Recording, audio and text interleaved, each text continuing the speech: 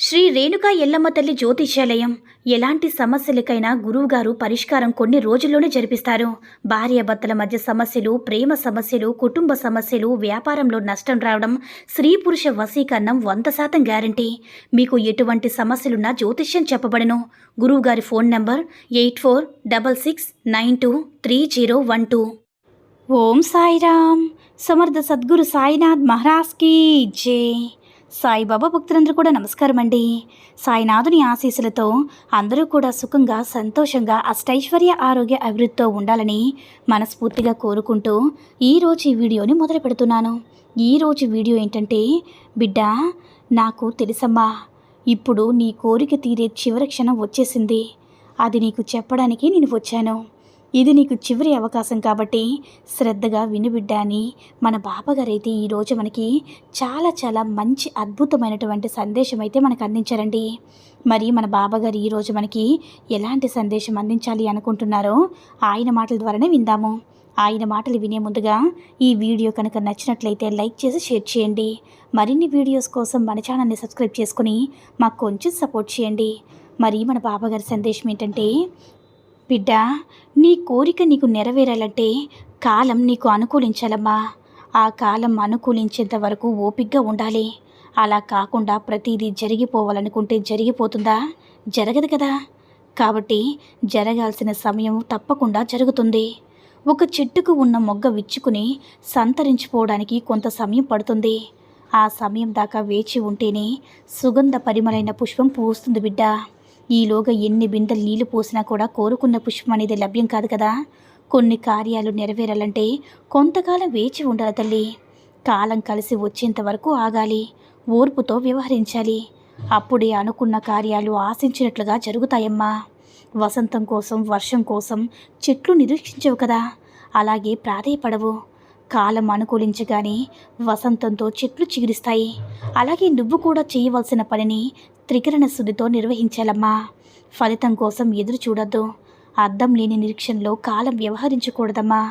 నేడు జరగనిది రేపు జరుగుతుందని ఆశతో నిరీక్షించాలి. అంతేగాని ఇప్పుడే జరగాలని లేదని కృంగిపోకూడదు. రావాల్సిన సమయంలో ఖచ్చితంగా మనకి రానున్న పరిస్థితి ఖచ్చితంగా వస్తుంది. రామాయణంలో శబరి రాముని దర్శనం కోసం ఎంతో కాలం నిరీక్షించింది. రాముని అరణ్యవాసం ఆమె పాలిట వరమయ్యింది. ఆమె నిరీక్షణ కూడా ఫలించింది బిడ్డ. శబరి అలా ఎంతలా నిరీక్షించి ఎలాంటి పరిస్థితులు ఎదురైనప్పటికీ కూడా నిరాశ నిస్పృహలతో కృంగిపోలేదు.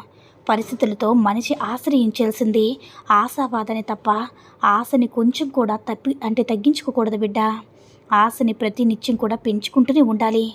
ఎన్ని కఠినమైన పరీక్షలు తీవ్రంగా ఉన్నప్పుడు వాటి నుంచి బయటపడడానికి పరిష్కార మార్గం వెతకాలి తప్పితే నిరాశ పడకూడదమ్మా. జీవితం మీద విరక్తి పెంచుకోకూడదు. లంకలో సీత కోసం వెతుకుతూ వాయునందనుడు విసిగిపోయాడా, దేహత్యానికి కూడా సిద్ధపడ్డాడు. ఆ క్షణంలోనే సీతమ్మ కంటపడిందనే ఆశ ఆయన గుండెల్లో చిగిరించి తిరిగి ప్రయత్నాన్ని కొనసాగించాడు. సీతమ్మ జాడ కనిపెట్టి రామకార్యాన్ని పూర్తి చేశాడు హనుమంతుడు. అందుకే మనసులో ఎప్పుడూ అనుకూలమైన ఆలోచనలు నింపుకోవాలి. ఆశ మనిషిని విజయ తీరాన్ని చేరుస్తుంది బిడ్డ. కాలం కలిసి రానప్పుడు, సంకట పరిస్థితులు ఒక్కసారిగా చుట్టుముట్టినప్పుడు, వాటి నుంచి తప్పించుకునే ప్రయత్నాలు చేస్తున్నప్పుడు కొందరు ఇతరులపై నిందలు మోపుతూ ఉంటారు. అలా ఎప్పుడు కూడా నువ్వు చేయకూడదమ్మా. నిజానికి నీ యొక్క కర్మను కర్తను చేసిన పనులు బట్టి ఉంటుంది కదా. నీ మౌనం కూడా కొంతవరకు కారణమని నువ్వు తెలుసుకోవాలి. ఆ సమయంలో అనుకూలత దొరకదని ఆశా దృక్పథం నీలో ఆలోచన మార్చుకుంటే జీవితమే అద్భుతంగా మారిపోబోతుంది బిడ్డ. మూడు వారిన వృక్షం ఎల్లప్పుడూ కూడా అలా ఉండదు కదా. కొంతకాలం పుష్పిస్తుంది, కొంతకాలం ఫలాలనిస్తుంది. అలాగే మనిషి కూడా ఆశని అంబరంగా చేసుకుని కాలం ఎప్పటికైనా కలిసి రాబోతుందనే నమ్మకంతో జీవించి ముందుకు సాగాలమ్మా. ఇలా తప్పితే విరక్తి చెందకూడదు. అంటే నిజానికి మనిషికి ఎప్పుడు కూడా ఆశాకిరణమనే ఆశ ఉండాలని, తెలియని ఆశలు మనసులో రెత్తెక్కించుకుంటూనే ఉండాలి బిడ్డ. నాకు మంచి రోజులు వస్తాయని ఆశతో ఉండాలమ్మా. ఆ భగవంతుడు అప్పుడే నీకు మంచి జీవితాన్ని ఇస్తాడు. మన అర్హతలు పెంచుకుంటూ ఉంటే తప్పకుండా భగవంతుడు అన్నీ కూడా చేకూరుస్తూ ఉంటాడు. నిజానికి ఏదైనా సరే బాగా కష్టపడితేనే అది తప్పకుండా జరుగుతుంది. ఇది అక్షరాల నిజమమ్మా. భగవంతుడు ఎవరికి ఏ సమయంలో ఏది ఇవ్వాలో అది తప్పకుండా ప్రసాదిస్తాడు. అందుకే ప్రతి ఒక్కరూ కూడా భగవంతుడితో అనుసంధాన సంబంధం ఏర్పరచుకోవాలి. కష్టం రాగానే భగవంతుణ్ణి నిరాకరించకూడదు. నిరంతరం సాధనలో ముందుకు సాగితేనే విజయం రాక ఏమవుతుందో చెప్పు బిడ్డ. అలా కాకుండా నువ్వు ఎప్పుడైతే నిరాశ చెందుతావో ఆ నిరాశ అనేది ఎక్కువైపోయి ఎక్కువ బాధను మిగులుస్తుంది. నీ మనసులో ఏదో బాధని మరింత పెరిగి నీ యొక్క దిగులు అమితమైన దిగులుగా మారిపోబోతుంది. నువ్వు అనుభవించే ఈ భోగం రేపటిది వేరొకరిదని గుర్తించుకో బిడ్డ. ఈరోజు నీదయ్యింది, రేపు వేరొకరి సొంతం కావచ్చు. కాబట్టి మార్పు అనేది ప్రకృతి సహజం. కాబట్టి ప్రకృతి సహజంగా ఉన్నదాని గురించి నువ్వు ఎప్పుడు కూడా ఆలోచించవద్దు. కాలం ఎలా చెప్తే అలా పోనివ్వు. తప్పకుండా నీదైన కాలం వస్తుందని నువ్వు గుర్తుంచుకో. దేవుని పట్ల నమ్మకం వచ్చి ఎట్టి పరిస్థితుల్లో కూడా నమ్మకాన్ని పోగొట్టుకోకుండా ఉంటే, తోటి వారితో ఉన్న మంచిని మాత్రమే చూడగలిగితే, వారిలో ఉన్న చెడు లక్షణాలు పట్టించుకోకుండా ఉంటే నీకు మంచిగా ఉంటుందమ్మా. లేదంటే నువ్వు మాత్రమే చూసుకోవాలి. నిన్ను నువ్వు పరీక్షించుకుంటూ సమీక్షించుకుంటూ సన్మార్గంలో వెళుతుంటే విజయం రాకింకేం వస్తుంది చెప్పు. నువ్వు ఈ సాయి బిడ్డవి. సాయి అనే నామం ఈ విశ్వంలో దివ్యమైనటువంటి నామం. నీవు ఎప్పుడు కూడా నన్ను నమ్ముతూ ఉంటావు కదా. నీ బాబా తండ్రి యొక్క నామస్మరణం చేస్తూ ఉంటావు కదా.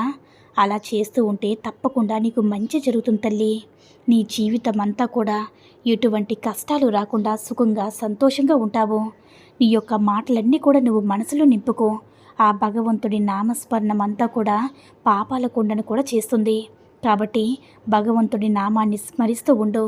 నీ బాబా నామాన్ని, అలాగే ఆ పరమశివుని యొక్క నామాన్ని, పంచాక్షర మంత్రాన్ని స్మరణం చేసుకుంటూ ఉండు బిడ్డ. నీకన్నీ కూడా శుభాలే జరుగుతాయి.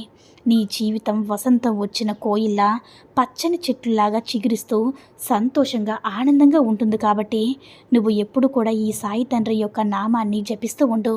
నీకు అంతా కూడా మేలు జరిగించే బాధ్యత నాదే కదా.